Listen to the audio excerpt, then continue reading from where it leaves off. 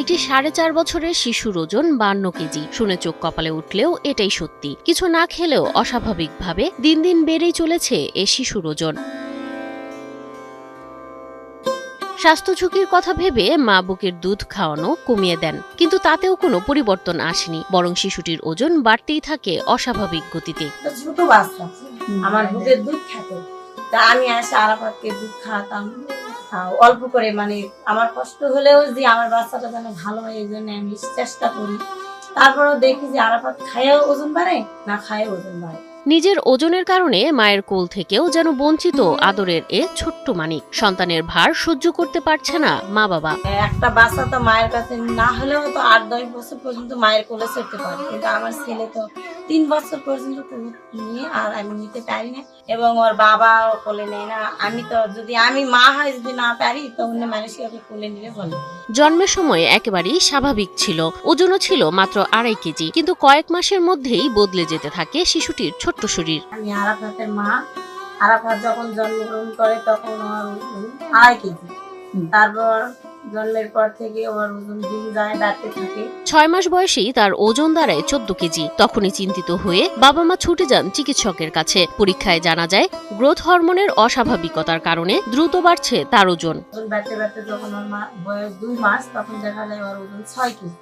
6 মাসে ওর ওজন দেখা যায় 14 কেজি। আমরা মনে করি যে এটা স্বাস্থ্য, কিন্তু দেখি দিনে দিনে আরাফাতের ওজন অনেক বেড়ে যাচ্ছে। বর্তমানে আরাফাতের বয়স 4 বছর 8 মাস। এই বয়সে যেখানে একটি শিশুর ওজন হওয়ার কথা 15 থেকে 18 কেজি, সেখানে তার ওজন এখন 52 কেজি। আমার ছেলে আরো 10টা ছেলের মতো আদর ভালোবাসা স্নেহ পায় না, কারো কাছে যাওয়া পায় না, দৌড়ে হাঁটা খেলাধুলা। নওগাঁর পত্নীতলা উপজেলার কৃষ্ণপুর ইউনিয়নের পানিউড়া গ্রামের দিনমজুর পরিবারের এই শিশুটির এখন স্বাভাবিকভাবে হাঁটতেও কষ্ট হয়। খেলাধুলা তো দূরের কথা, বেশিরভাগ সময়ই তাকে বসে বা শুয়ে থাকতে হয়। দেখাশোনা করতে তো আমার অনেক কষ্ট হয়, কিন্তু আমার কষ্ট হলে আমি তো ওর মা, যত কষ্টই হোক আমার বাচ্চাকে তো আমার দেখাশোনা করতে হবে।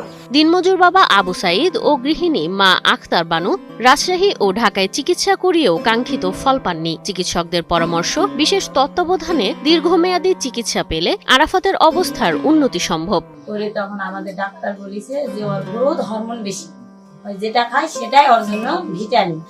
তা বলেছে যে আপনারা সবসময় খাওয়া কম করে দিন। অভাবের সংসারে সেই চিকিৎসা চালিয়ে যাওয়া এখন সবচেয়ে বড় চ্যালেঞ্জ। এই শিশুর স্বাভাবিক জীবনের জন্য প্রয়োজন সঠিক চিকিৎসা ও সহায়তা। আরাফাতের পরিবারের এখন সেই প্রত্যাশাই সবার কাছে। ডাক্তার দেখে আমাদের আর সামর্থ্য নেই বলে আর ডাক্তার দেখাইনি, তাই এখন আবার ডাক্তার দেখার সিদ্ধান্ত নিয়েছি। টাকা পয়সা জোগাড় হলে আমরা আরাফাতকে আবার ডাক্তারের কাছে নিয়ে যাবো।